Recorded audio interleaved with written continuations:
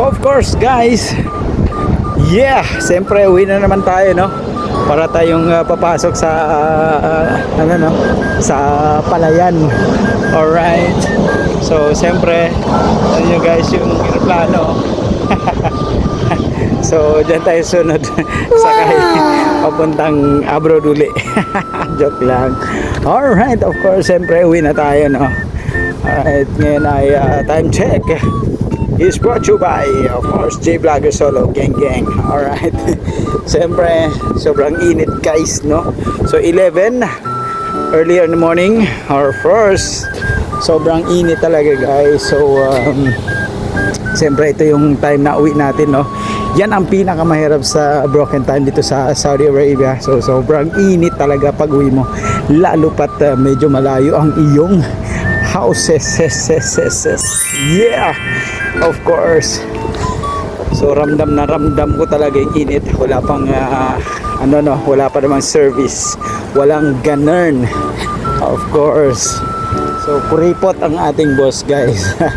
Paswertehan na lang guys, no? Kung meron kang boss na magbibigay ng pamasahe papuntang uwian. Wow! Of course kung medyo malayo, no? Baka ganun nga. But anyway, siyempre uwi naman na tayo. Tiisin na lang muna natin, no? Yes, because wala naman tayong ibang choices guys, no? Sabi nga na there's always have a choice, but here hindi mo magagawa yun, lalo pat ikaw ay nangangamuhan dito. Alright, siyempre tiisin na lang natin. All we have to do is we need to tapusin ang ating siyempre ang ating contract, and then uwi ng Pinas. That is very good ideas. Yeah. So tingnan mo naman guys, no? Nasa ano pa lang ako, ilang minuto lang sa labas. So talagang umuusok ng aking katawan guys, galing sa aircon, and then boom, doon ka kaagad sa mainit na panahon or lugar na parang nasa loob ka ng oven, of course. So napakahirap. Yeah, tingnan mo, pinagpawisan na nga ako guys. Kumbaga sa Bisaya pa ninggawas ng akong singhot. Yan. Kumbaga sa amin pa